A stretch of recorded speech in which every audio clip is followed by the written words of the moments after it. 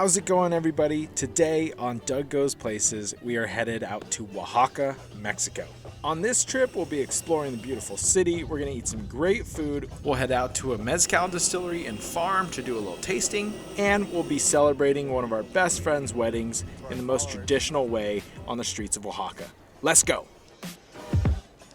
We started this trip out in Cancun, Mexico, and just took a short plane ride over to Oaxaca. There, we grabbed a taxi from the airport, which is probably the easiest and cheapest way to get into the city center.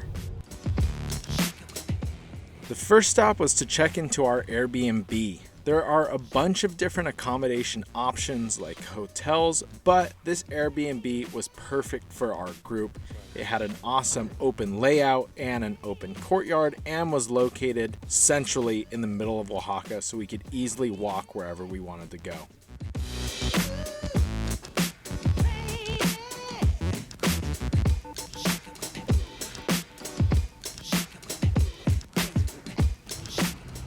Once we were checked in, it was time to hit the streets and meet our friends for lunch. Oaxaca's not that big of a city, so really wherever you want to go is just a short walk away, and there were tons close by from bars, restaurants, markets to explore, and museums to see.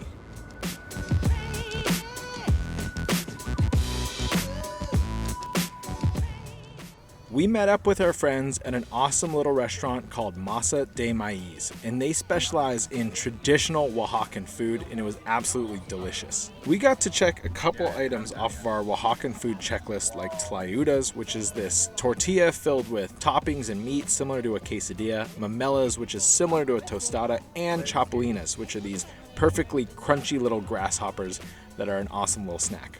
Everything was amazing, and it was a perfect first meal in Oaxaca.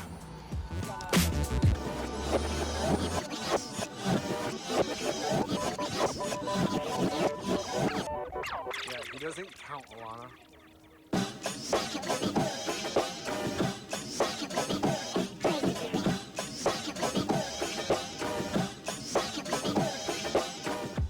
After exploring the city a little bit, we needed a little caffeine boost, so headed over to Mus Cafe for a little refresher. There are tons of old buildings in Oaxaca that are constantly getting revamped with new coffee shops and awesome restaurants and cool hotels, and this place should definitely be on your hit list.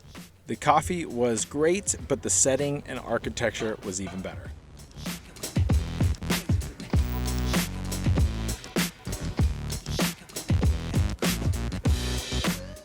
Oaxaca is such a beautiful and vibrant city, and you can spend hours just walking around and taking all the amazing sights.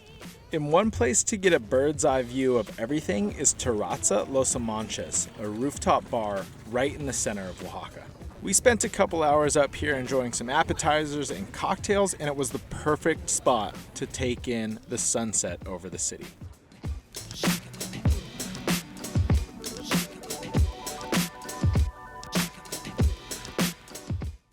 The appetizers were amazing, the cocktails were delicious and frothy, and the vibes and view were for sure 10 out of 10. I would absolutely come back.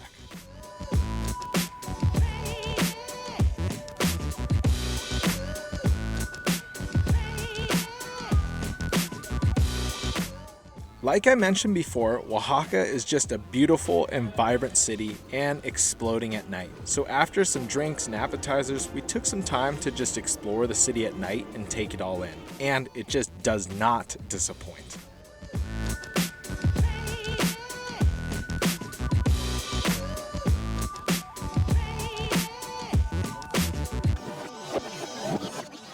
The next morning, we opened up a can of worms that never closed because we came back to this cafe for breakfast every single day for 4 straight days.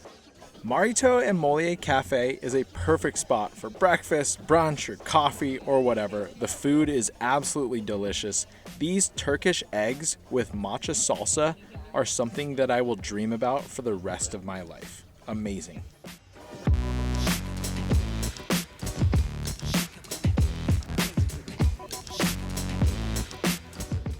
And right across the street is another amazing spot that we hit up a ton called Bodega. These guys specialize in amazing pastries and baked goods. Everything they make is delicious, and definitely recommend checking them out too.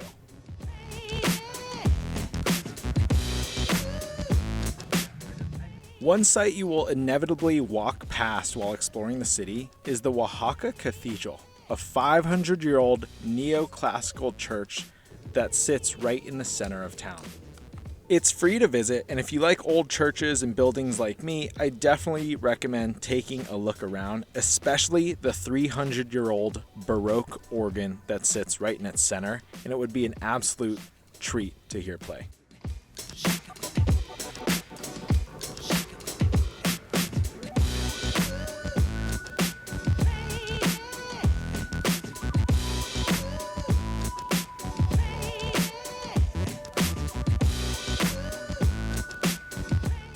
Another thing we got to try and check off of our Oaxaca food checklist was tajate, which is this drink made out of corn and cocoa, and it was pretty good. That's all I have to say about that. I would definitely recommend trying it out. It's a traditional drink from Oaxaca, and there are stands like this all over the place, and it's pretty cheap to get a little glass.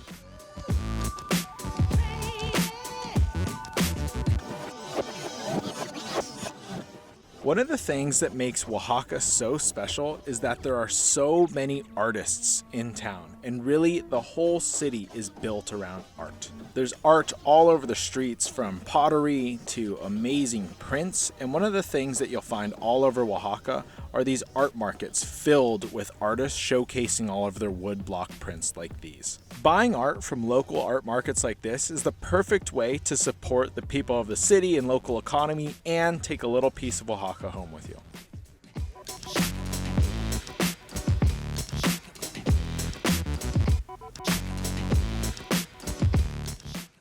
Today's big adventure was a tour of the Real Matlotl Mezcal Farm and Distillery. And before heading out, we stopped by the Real Quinta Hotel to meet up with some of our friends, have a quick beer, and then it was time to hop in the van and kick off the journey.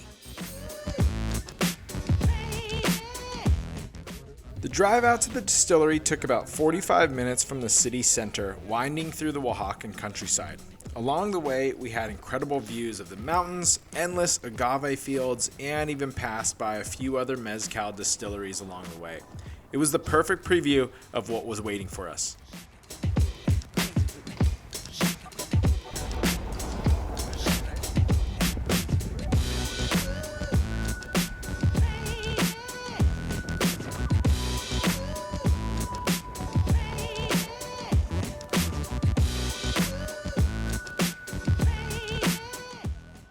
When we arrived, we were welcomed by the most stunning distillery property, surrounded on all sides by sweeping views of agave fields stretching out in every direction. It really felt like we were in the heart of mezcal country.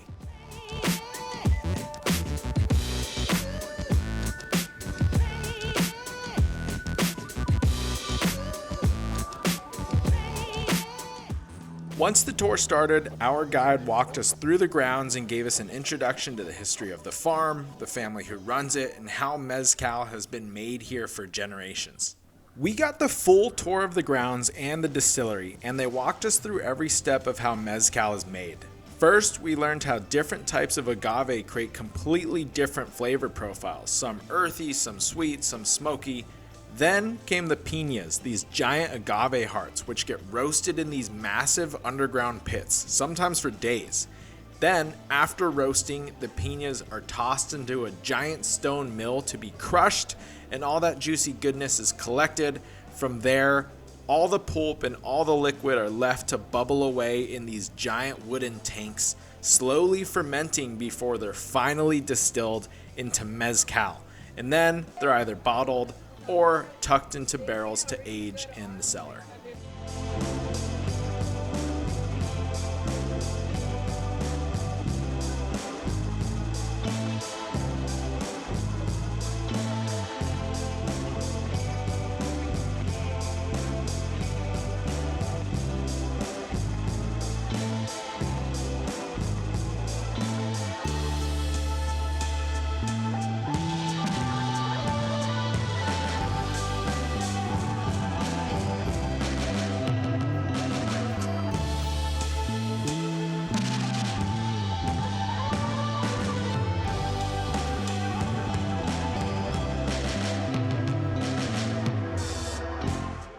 After the tour came the best part, the tasting.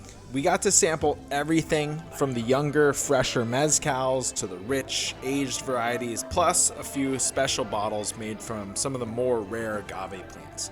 Each one had its own personality, from smooth and smoky to bold and earthy, and honestly, they were all fantastic. And of course, we definitely couldn't resist taking a couple bottles home with us.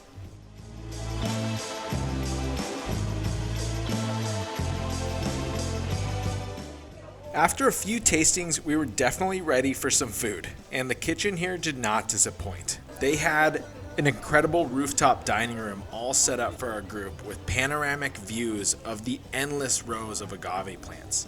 And on the table was a true Oaxacan feast. We had tlayudas hot off the grill, an array of local Oaxacan cheeses, different smoky sausages, and more Oaxacan chorizos, and of course, more incredible mezcal cocktails to pair it all with. It was honestly the perfect way to cap off the experience. After the meal, we had a chance to just kick back, soak in the views, explore the agave fields, and enjoy another perfect Oaxacan sunset before we had to jump back in the van and head back to the city center. It was definitely an unforgettable experience and one of those days you just never wanted to end. Once we got back, we were somehow a little hungry, so we walked over to a legendary taco stand in Oaxaca called El Lechoncito de Oro. These guys make incredible roasted pork tacos and tostada that are stacked high with crispy chicharrones on top. Definitely a late night spot that you will want to hit.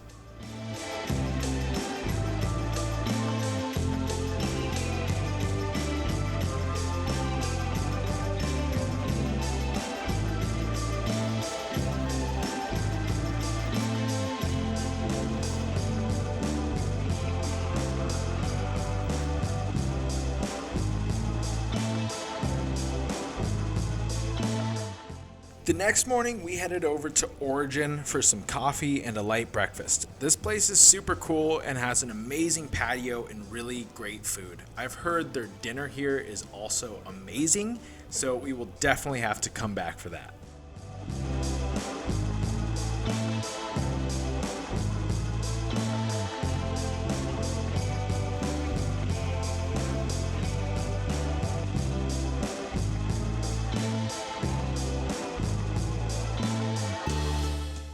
And before long, it was time to suit up and get ready for Simon and Jimena's wedding.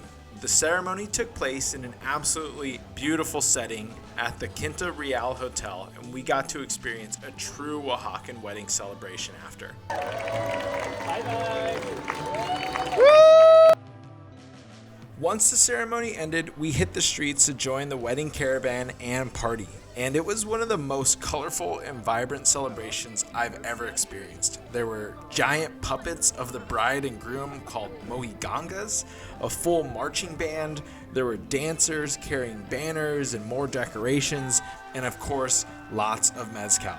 We paraded and danced through the streets for like a solid hour before heading into the wedding hall for dinner and the rest of the wedding celebration. Congrats to Simon and Jimena. It was truly an unforgettable experience.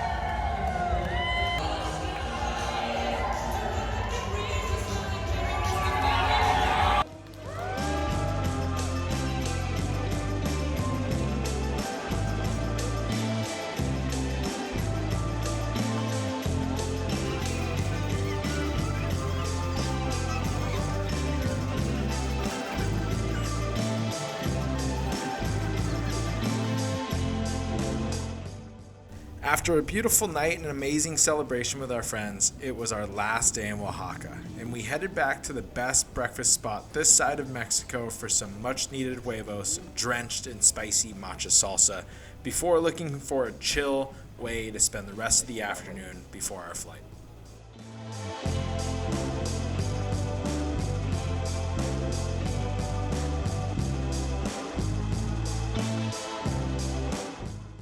We ended up at the Rufino Tamayo Museum, a super cool little museum with a collection of pre-Hispanic Mexican art. The museum was free to visit at the time and packed with tons of historical art and artifacts, which I absolutely love, and it was the perfect way to spend a quiet afternoon soaking in some history before our flight.